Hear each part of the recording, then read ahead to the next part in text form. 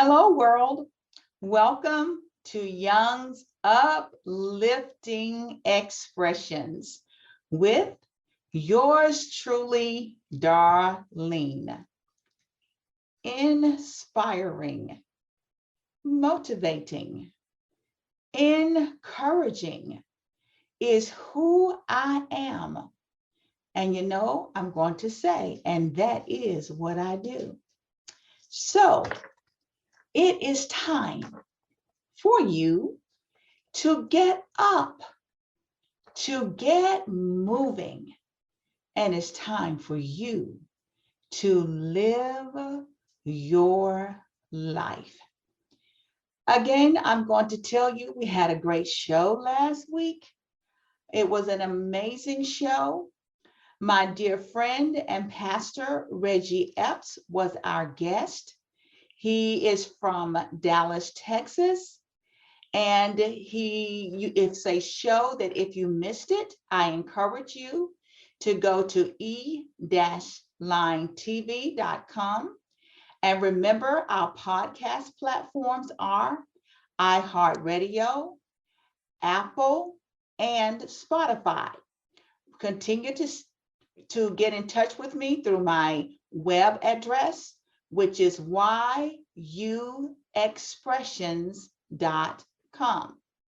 Now, each week I have what I call an inspirational note, okay? And today the word that I'm going to use in the inspirational note is going to be about trust. Last week, Pastor Epps talked to us about beating the odds.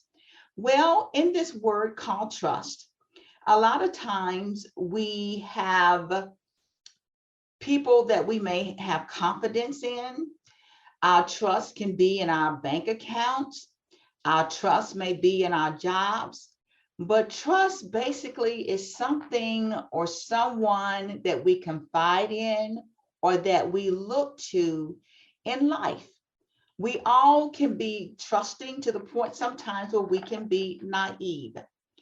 However, I want you all to keep this scripture in mind.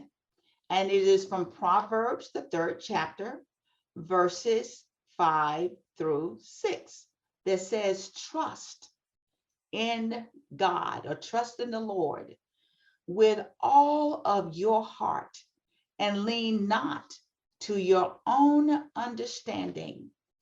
In all of your ways, acknowledge not your friends, not the thing, but acknowledge God.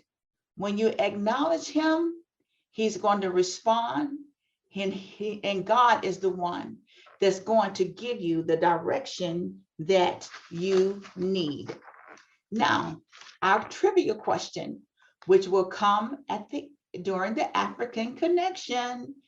Today's trivia question is, who said, why would I complain about making $700 a week playing a maid? If I didn't, I would be making $7 a week. And of course, this was many, many, many decades ago. But you know what? That answer will not be given until we have the African Connection, which is later on in our show.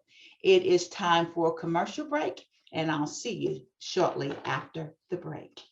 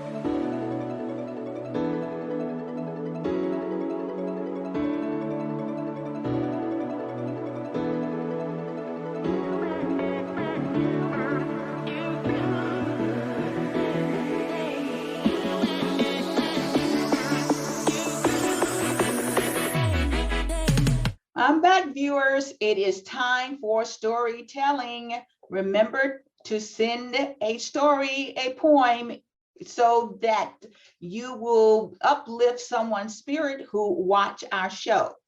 Today, I'm going to read you brief stories or brief testimonies from a website that I was looking at today, and I thought it was quite interesting. And it's from the Desert News, www.desert.com. It says depression is something millions of people across the world struggle with on a daily basis. According to the World Health Organization, 350 million people around the world suffer from depression. In America alone, 9% of the country battles the issue, with 3.4% suffering from a major case of depression. But how do people overcome it? Here are a few stories and a few tips from people who overcame depression. Gervasi struggled with depression twice in her life. Both dealt with life and death. The first time was after her brother died, and the second was after she gave birth to a child who is now 14 months old, but this story was written many years ago, so he's much older. Her brother's death resonated with her entire family, but it really hit her hard. It was a sign that everything doesn't last forever. The death of my brother changed how I prioritize people and events moving forward. Gervasi wrote in a blog post, I skimmed the fact from my life and made peace with my own demons. Then she met Kevin, and the two had a child in 2013, Aria Rose. Her daughter's birth also spawned depression for Gervasi. It wasn't so much having a daughter that made her depressed, but rather her having to reevaluate who she was as a person. She could no longer be the partier she once was. She had to be responsible. But soon, little Aria helped Gervasi rise up and overcome her depression. Aria is my compass, Gervasi said in her blog post. My why. She is the reason I quit my sales job, and this was some years ago, and she went into becoming a full-time life coach. From this story, a key word, that she had to deal with her own issues. She had to reflect and look within herself.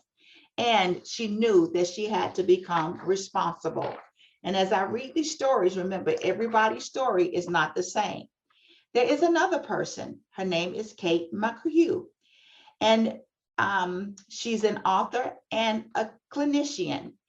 But she only got to where she is now by overcoming, here's the word, overcomers. I've talked about that word a lot, depression as a teenager.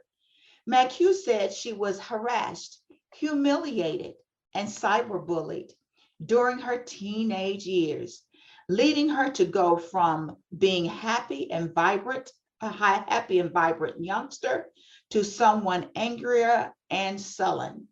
Once she became a different person, she slowly slipped into the murky waters of depression. It was the lowest, she said, I have ever felt in my life. She said to the national, and this part is cut off, but she did talk about being depressed. But everything changed once she went to college. The peers who had put her down and bullied her within the walls of high school were long gone, and she could finally start focusing on what made her unique and special, instilling confidence in herself, what got her past depression and on a path to success. She said, I worked really hard to change the messages in my head. McHugh said, I was led to believe that I was ugly, worthless, and disgusting. I internalized these messages and they became part of my identity. I began to tell myself that I was smart, loved, and beautiful.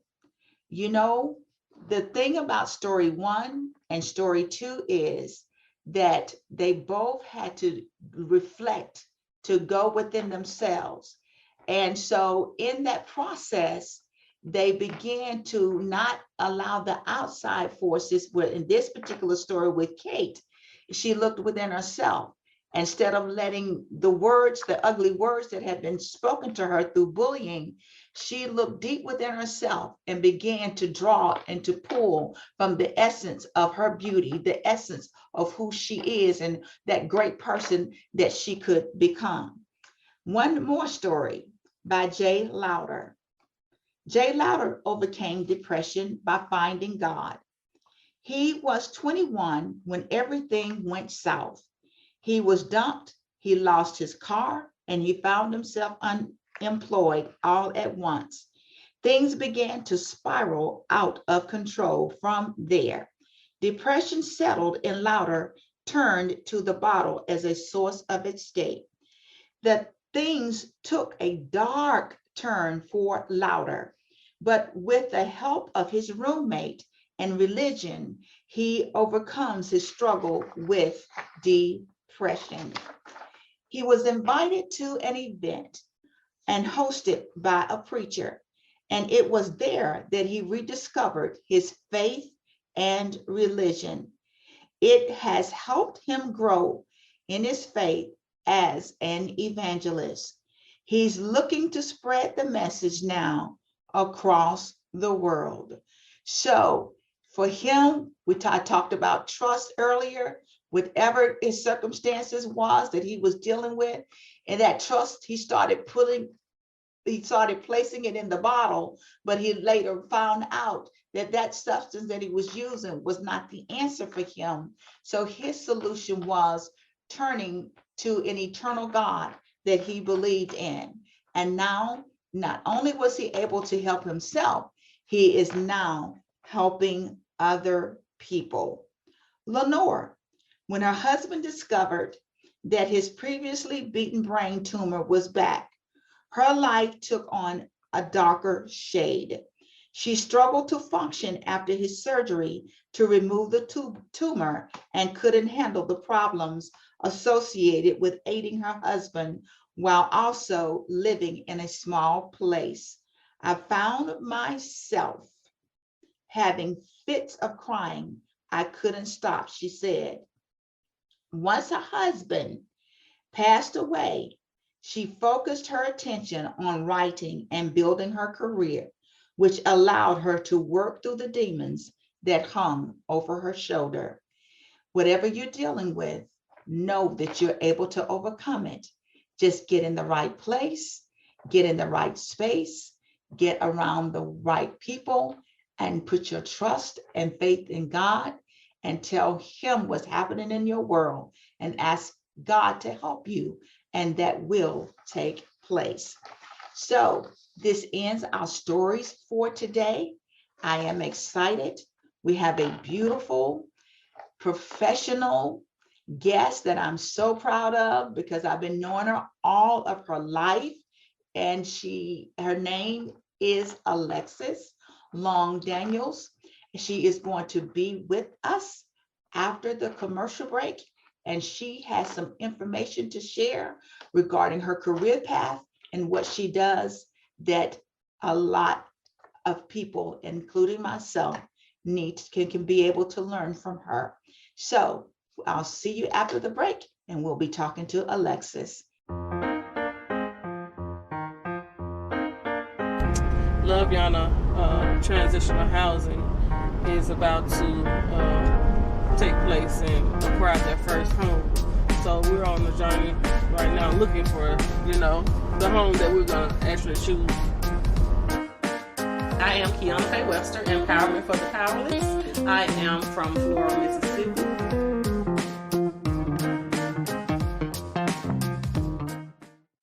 Welcome back, viewers. We are about to talk to Miss Alexis Long Daniels. She is our special guest, our very special guest on today. Alexis is a licensed associate clinical mental health therapist, certified trauma professional, national board certified counselor. It is my pleasure to have Alexis Long Daniels with us today. Please, Ms. Daniels, introduce yourself to our viewers. Thank you for having me. As Ms. Young said, I am associate licensed counselor in Alabama. I see children, individuals, adults, teens, families, pretty much across the board. I also do group therapy when needed. But, seeing people from different facets of life, I know you all were just talking about depression. I have clients that come in that have been diagnosed with depression, some with anxiety. Some of my modalities that I use in session would be CBT, cognitive behavioral therapy, narrative therapy, sometimes play when it comes to the kids that I work with, and also sometimes the adults. You can also do play therapy with adults, which is sometimes kind of fun, breaks up the monotony of sessions sometimes. And I have various specialties. So I know Ms. Young talked about trauma. I'm a certified trauma professional. So trauma is one of my specialties, anxiety, depression, self-esteem, different things like that. Okay, this is going to be an interesting conversation today because I do have some questions that I'll come later. Okay. You received your undergraduate in psychology and journalism from the University of Alabama. Yes. What led you to choose a psychology major? Is that something you were always passionate about? Yeah, so actually in high school, I knew I wanted to major in psychology. I've always wanted to help people. I was able to, in college, once I got into the degree path, kind of hone in on what I really wanted to do with that. But I knew for sure, starting in high school, I wanted to help people. I was fascinated by how the brain worked and how people related to one another and how they interacted. So I knew I wanted to use that, but I wasn't quite sure how, but I knew I wanted to do a psychology major. Okay. Now let me ask you something. When you're taking psychology, kind of give me an idea of some of the classes that you have to take, because Human development, you take a lot of theories classes based on, the theorists from a while back, like Freud. You talk about what their theories were at the time, where we've gone from then to now, and, what theories we use today.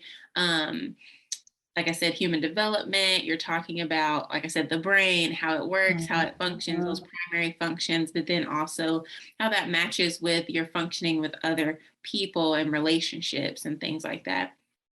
Okay. What is this term now? I can't remember about which one of the philosophers, if you can think of it, that talks about we have a clean slate. Said that they basically think that we're born and all of a sudden, once we get here, that's when we learn how to pick up all of this information. Oh gosh. Do you know who I'm talking about? Sure. No, I'm Yeah, not sure. oh gosh, I can see it in my head. But anyway, I was going to say if you could remember it, because if I hear his name, I remember it. But I disagree. I think when a person is in the womb, all of this information starts.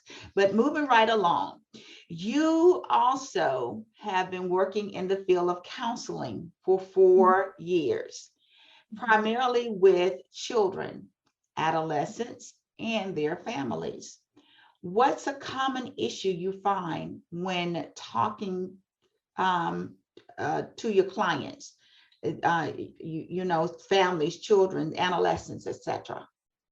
So a lot of times with the kids and adolescents I see, it's typically either anxiety or adjustment, which is a lot of times what we'll call it when it's more general, like I'm going through high school or I'm going through middle school and I'm just dealing with some of those natural, I'll say, situations, whether it be with peers, whether it be with family, and I'm trying to adjust to these life experiences. So a lot of times, if you see a diagnosis, it may say adjustment disorder, but that's primarily what it means. When they come to session, we're really focusing on helping them adjust to those day-to-day life experiences that they may not have the skills to work through. And for families, a lot of times it can be parenting, it can be co-parenting. I might be noticing my child is having some behavioral issues and I don't know what to do with that or how to work with that or through that at home.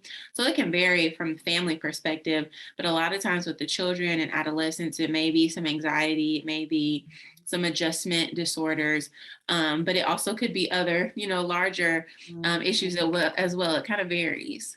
Often in our communities, we're told to pray on things when issues arise instead of seeking therapy. Why is mental health help important in our community? I definitely think it's important for everyone, right? Mm-hmm. And when we say, therapy is taboo, kind of like what you were talking about in our community, I think there's a lot of factors involved with that. Mm-hmm. I know as far as history is concerned, we have a lot of lack of trust in medical professionals. And a lot of people may not consider mental health a medical issue, but just like physical health, it is a medical issue. We are healthcare professionals. The brain is a part of your body. And so there is a lot of ingrained mistrust in the medical system. Mm-hmm. There is a lot of shame and stigma surrounding mental health and what that means if you go to therapy, or some people say you may be crazy if you go to therapy, and you have something wrong with you if you go to therapy. And none of those things have to be true. You can go to therapy just because you want someone to talk to. So I think it's important for everyone, but especially for our community, because there are so many things like that and stigma and surrounding, seeking help.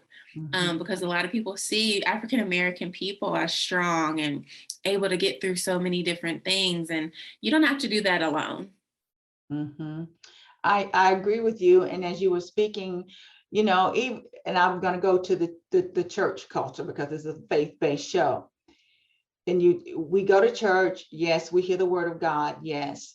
But just like the pastor is there, just like the teacher is the educator in the classroom, just as your profession is, God created these different talents, these different gifts, these different professions for a reason. And I will say to our community, there isn't anything wrong with going to a counselor, going to a psychologist. There's nothing wrong with that. Sometimes, and a lot of times, it's good to go talk to someone that you don't know, who's not going to pass judgment on you. It doesn't mean that you are crazy. And I say this because sometimes it could be a chemical imbalance somewhere, which most of the time it is, and that you may need, some of it could come through medication, it could be that, like you mentioned earlier, about anxiety. And sometimes actually recognizing that can help. And I give it myself as an example. I was in a car accident, and I remember an educator said to me, there was another teacher who had been injured, but you could see them on crutches. With me, I looked fine. And I never will forget that teacher said to me, "You're the dangerous one," because his injuries are external and we can see his injuries. She said, "But with the accident you just had," she said, "we can't see it. Yours is internal." And surely enough, the district counselor that was in my office suite, she said, "You have gone through a lot of trauma." And she also said to me, "Hey, you need to go and talk to a counselor." Counselor wasn't the word that she used. But anyway, to make a long story short, I did do that. And when I was in that session, I never will forget, I started talking so fast. And so I didn't realize, and she said, "Just stop and breathe," because there was a lot of anxiety there. because psychologically, I was traumatized from that accident. And externally, I was functioning, but I was actually dysfunctional. So, yes, it's okay to go and get help. It is not taboo. What are some misconceptions people have? I think we just talked about this.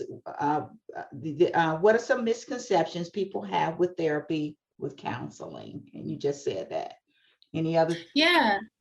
I think stigma is one of the biggest things, and a lot of people have heard this before. So much so that we almost lose the meaning of stigma sometimes, I think. But it's crucial because it prevents, people we're surrounded by and their thoughts and feelings about it. Those are people we care about, right? We value those people's opinions, but sometimes that does influence stigma and what we seek out. And that doesn't even just stay with mental health care. That can go with medical care as well and other types of care, because we value those opinions and, we trust those individuals more so than we would maybe these medical professionals.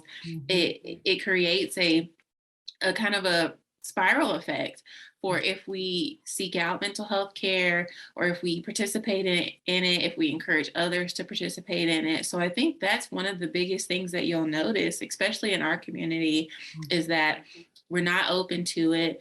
And even if there is maybe a tiny bit of hope, sometimes it's hard to get people to come in and see, the benefits or see the long-term assistance that they could have from participating in it. And the end results of my few weeks of going through counseling, going through therapy, the end results of it all was this, is that I just simply needed to rest. I just simply needed to slow down.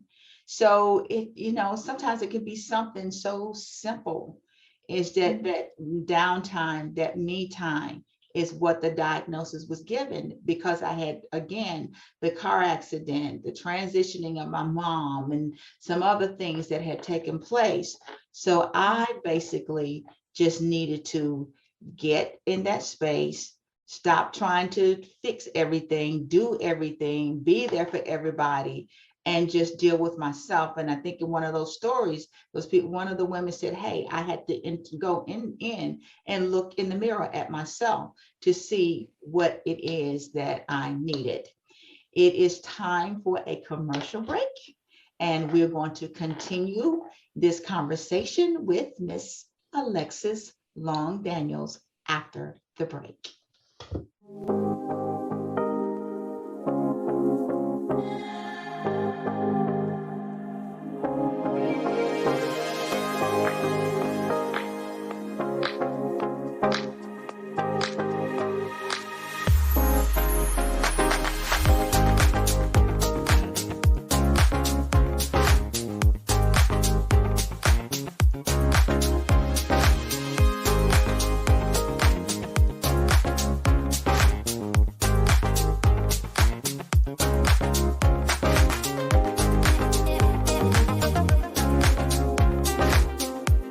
We are back and we are talking to Miss Alexis Long Daniels about her journey in her profession of counseling and in mental health.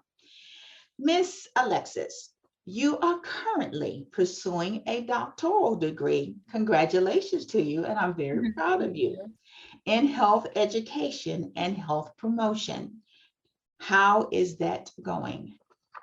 It's going. It's definitely a lot to be, in a PhD program and working and everything like that. But I really do enjoy it. I'm what I would like to call like a lifelong learner. I enjoy being in the classroom. I enjoy, learning about new things and different theories like we were talking about earlier. I love learning in general. So I'm enjoying the program. It is a lot, but it's worth it. The reason I'm sitting here laughing is because I will be graduating in May from seminary, and I work with a master, and I'm working on this master thesis. And I say all the time, whoo, God bless everybody who went to get, notice I said, I'm saying academic doctorate, an academic doctorate. There is a difference, okay? It is My goodness. So in that, you have to find that balance of that mental health, because it is a lot, even Yeah. with what I'm doing. So I'm very proud of you.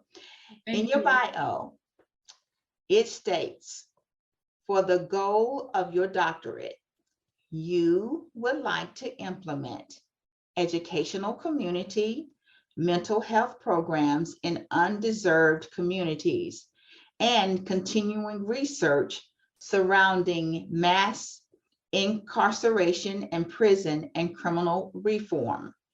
Community work is so important. Where did that stem from? I think it just stems from my experiences and the things that I see, being in the mental health field. And even when I was in school, before I got my degree, we have practicum. So I got to work on a behavioral health unit in a hospital.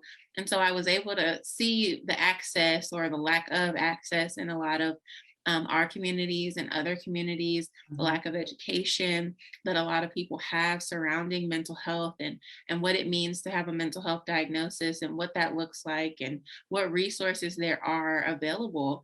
And so with that, I want to create more access to those type of programs that will provide education and provide resources to people that may not have that immediate access or may not know that there is access or services available for them. Adolescents Mhm. are easily influenced by what they see on TV, social media, their phones, etc. What piece of advice would you give those struggling to fit in or to find themselves? Yeah, I think that is true. And it goes beyond adolescence, right?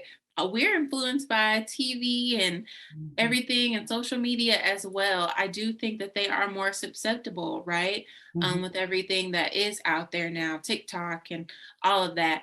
I do think it's important to know who you are and figure out those crucial pieces to what make you you, things that mhm, you like, things that are important to you, your values. mhm, And when you have those things that are foundational, it will mhm. help in your decision making. It will help when you are interacting with your peers. Now, keep in mind, our brains are not fully developed until age 25. And I think that is a huge part as well that a lot of people forget about. The decision making that maybe we have as adults, and sometimes still don't even have as adults for various reasons, it's not there for them yet. They're still exploring, they're still determining who they are, what they like. So there's a lot of factors at play there, but I think being able to have opportunities to find themselves and Mhm. learn and explore, I think those things will be helpful for them to make better decisions or decipher what is helpful for them and what may be harmful for them. Okay. And what you do, if being that this is a faith-based show, what message is, say, for example, if you were in a church, what message would you give to congregants regarding what you do, the importance, the significance of what you do? Kind of like what I said earlier, that you don't have to do hard things alone. Mhm, And I think that we stand on that sometimes, our ability to be strong, to mhm, carry the weight of the world almost. And yeah, that's great that you have resilience, right? That you have the ability to do hard things. That's great. But you don't have to do those things by yourself. And that's what community comes in for. And I know that's a big message when we talk about church and faith based communities. mhm, That community piece is huge. And that still applies when we're talking about mental health. We don't want individuals to isolate and not create relationships and develop friendships or relationships of any kind. We want them to be able to do that versus being so isolated, because we stay in our minds a lot more when we're isolated. We don't have the opportunities to have conversations, to learn different things, to go out and be in the sunlight and get our vitamin D, different things mhm, like that. mhm, So I think community is a huge part of what I would share, and that you know, you use your community when you do have those hard instances that happen. You don't have to do it alone. With COVID-19, with this stay-at-home order, is there reports of potentially more mental health issues or suicidal issues that you all have been informed of, or having to deal with more patients in that, involving that? Yeah, absolutely. Not long ago, you know, talked a lot, or you might have seen it in the news, where there was an increase and an uptick, you know, with children dealing with mental health crises. Mhm, So much so that it was like a national emergency. And it was definitely on some news sites. I'm not sure mhm. how, you know, they distributed that information, how widely, but we definitely had a child mental health crisis going on during the pandemic. And I would say it's still going on, because when we were in COVID-19, you know, we had children going back to home lives that may not have been that great, where they had been at school but they weren't able to be at school. So Mhm. many different factors at play. Um, but yes, I definitely would say there has been an uptick in mental health concerns being relayed to us as clinicians since COVID-19. So now, for anyone, for a parent with a child, or even for male or female, any adult, what would be some symptoms or something that we would need to pay attention to, that say, hey, potentially, maybe you do need to go see a counselor, maybe you do need to go see a psychologist? What are some of those signs, or that warning signs there that says, hey, we need to go and get some mental health care? Yeah, I think, you know, paying attention to if your child is withdrawing, right? If they Okay. are starting to mention not wanting to go do those fun things that they used to enjoy doing. Mhm. Even if you come down to them telling you their stomach hurts, right? When we think Okay. about children, they aren't always able to communicate with us the way like you and I would communicate as adults Okay. necessarily. So stomach aches and things like that can be indications of anxiety, and other things. So it's important to just overall pay more attention, pay close Okay. attention, listen to what they're saying, um, pay attention to how they're interacting with their peers, if they're interacting at all, if they're still struggling with sleeping, because I know that has been a big issue as well. People struggling with sleep, or with not having enough sleep. Different things like that can be um, warning signs that there could be something else bigger going on. Okay, now that's on the children's side. For somebody like the adult, like myself, what would be some things that you would know? And say if it was someone you were close to, that you would see potentially, because you interact with people a lot, socializing with people. So I'm sure there's probably something you're more sensitive to, especially someone you're familiar with. What are some of those signs that you may say to yourself, they need to go to the adult and go get some help?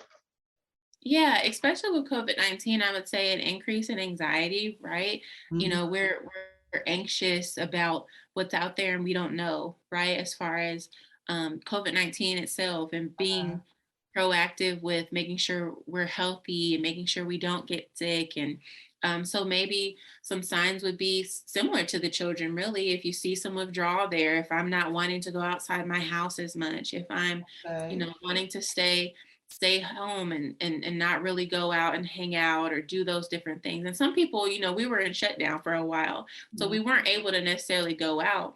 But even if you were on a Zoom call and you guys decided to do movie night on the Zoom call, if your friend is maybe saying frequently that they don't want to attend the Zoom call, or they don't want to get on the phone, maybe check in with them and see how are they coping with a pandemic. And if you are out, if they do go out with you and they seem kind of hyper vigilant for things and over anxious about, you know, being out around other people, those are things to look for as well. Yeah, because one thing for sure, and with this pandemic, psychologically, it has affected all of us. And with myself, so much now I have been doing through Zoom, through Zoom, through Zoom. And so I don't hang out like I used to, but it psychologically, it has affected. I don't think anyone is exempt from that. So we have to pay attention to it. There is one more question that I have for you, and that is, how can people get in contact with you? So my private practice is named Work the Wellness Okay. Enterprises. Mm-hmm.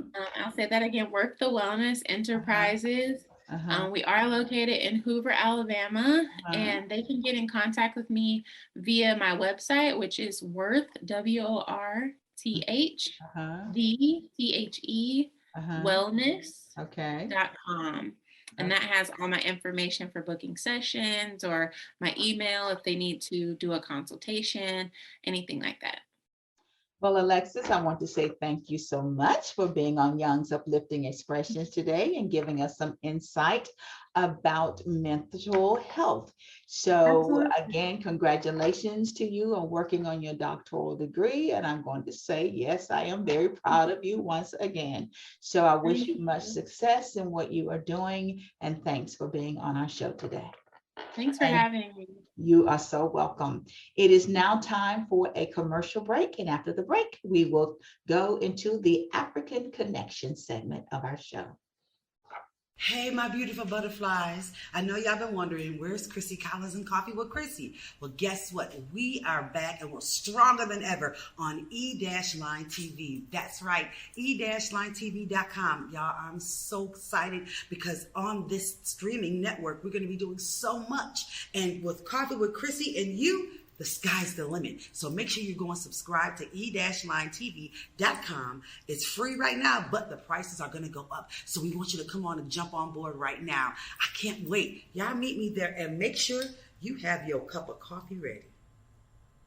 Welcome back, viewers. We are about to go in. Well, it is time, not about to, it is time for the African Connection. You know, this is one of my fun parts of the show because I get to share history, art, entertainment, politics from our beginnings, which is from Mother Africa. And today, wow, I have to put my glasses on so I can see. We're going to talk about. In the nightclub of a Los Angeles hotel, Hattie McDaniel takes the stage. Clad in a turquoise dress and with white flowers cascading through her hair, she looks every inch the part as she accepts her Academy Award. But behind the scenes, segregation still divides the movie industry, and McDaniel's moment in the spotlight is bittersweet. Hattie McDaniel. Beautiful.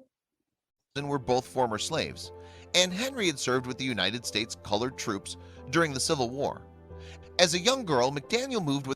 What I was getting ready to say about Hattie McDaniel, and last week my trivia question came about her being the first Oscar winner. And when you are the first in something, you go through a lot. So for those of you who are history makers, whether you're known nationally, whether you're known in a small place, I want to say thank you for the path that you have made in helping someone else. You are door openers for someone else. So listen to her story and don't become discouraged in where you are now in your life. Their family to Colorado, and they eventually settled in Denver. One of 13 siblings, McDaniel soon developed a talent for acting and singing, and when her brothers began performing a minstrel show, she decided to get involved. However, the performances were designed to mimic the white populace, and McDaniel often donned whiteface to entertain her African-American audience. A radical performer for the time, McDaniel went on to sing with a group known as the Melody Hounds. Then in 1929, she was all set to hit the road with a touring production of the musical Showboat. However, the stock market crash sent America spiraling into economic depression, and McDaniel suddenly found herself without a job. By this time, McDaniel was living in Milwaukee, where she found work at a local inn. But even though she was initially employed as a bathroom cleaner, her star quality shone through, and soon she was singing on the venue's stage. From there, she moved to Los Angeles, hoping to follow her siblings Sam and Etta into show business. At the time, opportunities for African Americans were scarce. In fact, black actors were almost exclusively limited to subservient roles. But instead of fighting the stereotype, McDaniel embraced it, becoming an immediate success. And in 1934, she bagged her first major role, earning hundreds of dollars and a movie credit to her name. However, the movie Judge Priest is not remembered fondly today. In fact, it did little more than provide a vehicle for the controversial actor Stephen Fetchit, who attracted criticism for further stereotypes of African Americans as lazy and dim-witted. Despite this, McDaniel's career survived unscathed, and by 1935, she was being cast in even bigger roles. That year, she appeared in the MGM movie China Seas alongside Clark Gable, who would become a close friend. And in 1936, she performed in Showboat once more, this time singing in Universal Pictures' take on the musical. And it was that role that would propel her to stardom beyond her wildest dreams.